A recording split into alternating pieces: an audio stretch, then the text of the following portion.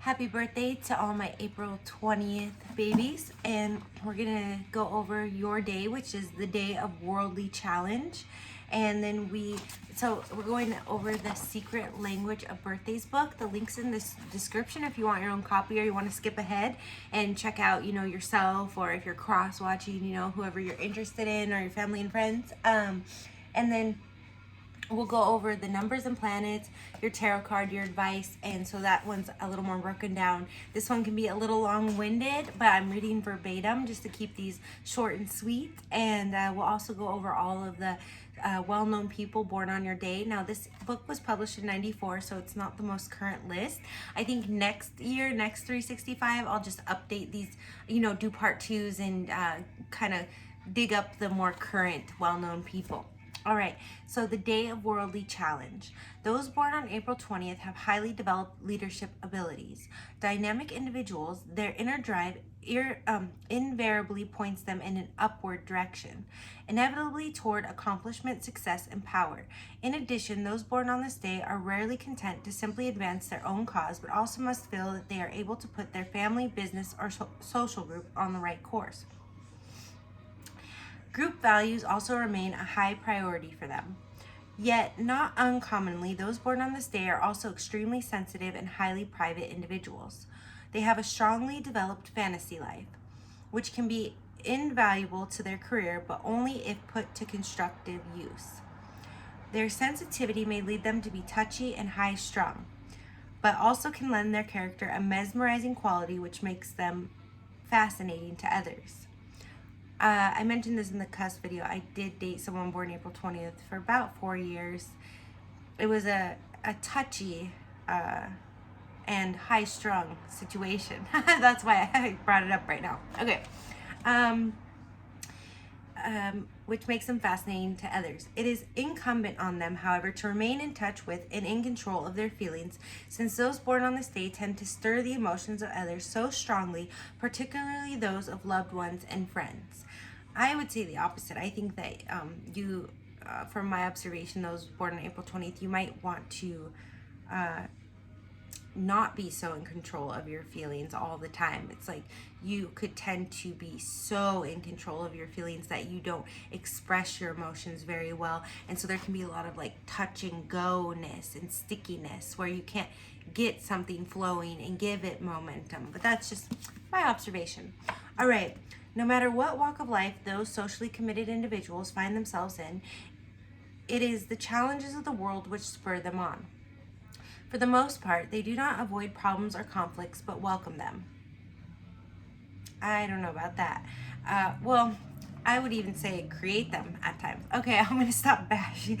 I guess it's funny. I'm April 11th, and the April 20th person I dated would be like, stop bashing me. I was, I guess, very critical. It's my Virgo moon. That they do not seem to cut... For the most part, they do not avoid problems or conflicts, but welcome them. That they do not seem cut out for an easy, relaxed life is apparent. And this can indeed seem an impassable barrier to their ever-achieving happiness or rest. Yet, curiously, they find refuge in intense excitement and concentrated problem solving. Much like a bird or plane that seeks safe haven in the eye of the hurricane, their whirlwind energies may wear others down, however, and eventually take their toll on themselves as well. April 20th people are highly intuitive, often preferring to fly by the seat of their pants than follow a map. But at the same time, they are intensely physical, needing the satisfaction offered by food, sensuous human contact, and a stable family life. Although the earthly aspects of their personality can serve to ground their imaginative side, conflicts may also arise, particularly when the gulf between dreams and reality becomes impassable. Those born on this day must be careful not to allow themselves to suffer frustration for very long, but rather scale back their goals to more attainable levels when necessary. Learning to objectively assess their capabilities, regularly monitor themselves, and remain flexible enough to revise their daily approach to life when needed will be important to keeping them on their path. So that concludes, the description of you. And we're going to go over your numbers and planets. Those born on the 20th day of the month are ruled by the number 2. 2 plus 0 equals 2, and by the moon. Those ruled by the number 2 tend to be gentle and imaginative, and are easily hurt by the criticism or inattention of others. April 11th is also ruled by 2. 411, what's up? All right. They may also take offense easily and have a low threshold of irritation, underlined by Mars, ruler of Aries. Because of the moon's influence, those ruled by the number 2 are likely to be impressionable and emotional. Since April 20th people can have difficulties in respect to exercising power, they must guard their sensitive natures and work on what is often low self-esteem. Now, I would say, from my observation, you could tend to be too guarded, and that could actually cause the self-esteem, is my sense. Like maybe learning when to be guarded and when not to be. Because if you always have this hard wall up, you can't really connect with others.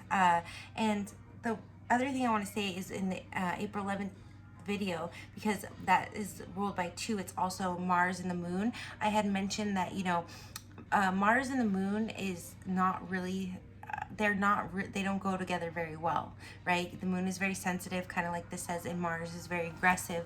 So, if you get a chance or you're interested to watch that video, because I don't remember exactly what I said, but it can be challenging being ruled by Mars, in Aries and then the moon. But then you also have that Venusian influence of Taurus coming in, which gets along very well with the moon. So,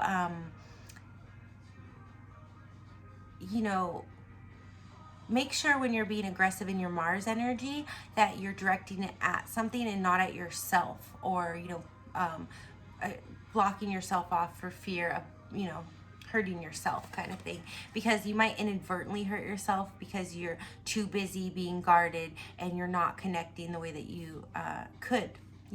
So this is saying, you need to guard yourself. I would say you actually need to learn when and when not to guard yourself, and learn that know that you're sensitive, but also not react as Mars. And if somebody hits you in a way that makes you feel sensitive, don't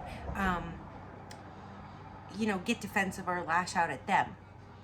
And I would say more defensive, like blaming, accusing them of lashing out at you. Again, this is not meant to dissect my relationship with an April 20th person, but just having been close and intimate with one and seeing them very up close under a microscope, I just feel the need to elaborate, I guess. Anyways, tarot. What did I just do in your... Okay. Oh, wow, that was awesome. I didn't pull out your tarot card, but it just so happened to be at the bottom of the deck, sticking up at me. So this is your tarot card. It's Judgment, and we'll go over it right now. And Judgment, traditionally in the tarot, is ruled by the planet Pluto, which is the ruler of Scorpio, and it can be very, very powerful when coupled with Mars, your ruler of Aries. But in this book, Judgment came up before, and they don't touch on Pluto, I don't think. All right. The 20th card of the Major Arcana shows the Judgment of Awakening, in which people are urged to leave material considerations behind and seek a higher spirituality. The card depicting an angel blowing a trumpet signifies that a new day, a day of accountability, is dawning. It is a card which moves us beyond our ego and allows us to glimpse the infinite. The danger is that the trumpet card heralds the danger is that the trumpet card there's a lot of typos in here. This is the Amazon print now. Okay. The danger is that the trumpet card, it says call. Oh, I guess it's call because he's calling with the trumpet. Heralds only exaltation and intoxication, a loss of balance and indulgence in revels involving the basest instincts. The challenge for April 20th people is an acceptance of reality and avoidance of delusion. I think part of why they say delusion is because Hitler was born on April 20th, and obviously he was very power hungry, and that could be delusion. Well, and I did mention in the Cusp video that I have seen where April 20th people can be so in the need of being in power and control that they they don't actually have a motive. So they're just being power and control, and they're actually being destructive. So you want to make sure that, if you feel like you have to be in power and control, that you're being constructive, that you have an outline, that you're not just, using people to your own, for your own indulgence, basically, is what I feel like this is saying. Now, the other thing I mentioned when the Judgment card came up before is that this is Saint Michael. Now, there's different different people say different things about which angels and which card. I believe this is Saint Michael, because he's raising the dead here. Actually, though, I don't know, biblically, anyway. So it's like a phoenix rising from the ashes is basically what this card is. It's almost coming, well, I think it comes before the tower, but it's like, I don't know, now I'm just kind of rambling. This card has a lot of meaning to it, and when it shows up in an actual tarot reading, it really can mean so many different things. So it will be a great one for you to Google and read about if you have time and you're interested in the tarot. All right, health. As outlined above, April 20th people may face enormous stress in their lives, particularly in the realm of bringing their earthly and fiery natures into balance with each other. In fact, their health depends on their ability to achieve this balance. April 20th people should consider cutting certain substances from their diet, or at least keeping them under strict control. The first of these is sugar. If April 20th people have a sweet tooth, it will be difficult to control their sugar intake, but nonetheless imperative that they do so to maintain stability and constancy of mood. In addition, they should be aware of the typical Aries love of spicy, hot foods and of exotic dishes. What should April 20th people eat? Grains of all types are stabilizing. So are potatoes and other vegetables grown under the earth, like carrots, turnips, and beets. Hot baths with mineral or oils, aromatherapy, massage, and yoga can all aid relaxation. And I also added in the April 19th video, Epsom salt is great too. You can get at the grocery store. The other thing I want to say about that, this says, potatoes and grains, I would say more fiber. Fiber's gonna, this was in 94, so maybe nutrition wasn't as up to speed, but fiber is what's going to counteract all that sugar. I mean, if you look at Sarah Jessica Parker, she's in great shape. So she's born April 20th. So, but I could see the tendency, kind of like having a sun conjunct Jupiter, where your weight could, creep up on you and get a little bit out of control, possibly, just with all that power you have if you focus it on food or indulge too much. And that can happen with all of us. But again, I think it's like certain influences as well. And with Aries ruling the head and Taurus ruling the throat, this is, the second house is the house of eating. And, and if you're taking your mental energy and not putting it towards something physical, being, ruled by Mars, it says still with Aries, you could inadvertently, be intaking too much passively, which would be that Venus influence of Taurus. All right. So your advice is don't go off the deep end, ground yourself. Try to be more accepting and less touchy. Oh, that was what I said earlier, right? A quiet confidence lessens your need to prove yourself. I think you have inherently a quiet confidence, though, a commanding presence, Just thinking about the different April 20th people that come to mind. Meditation. The highest form of control is knowing when to let go.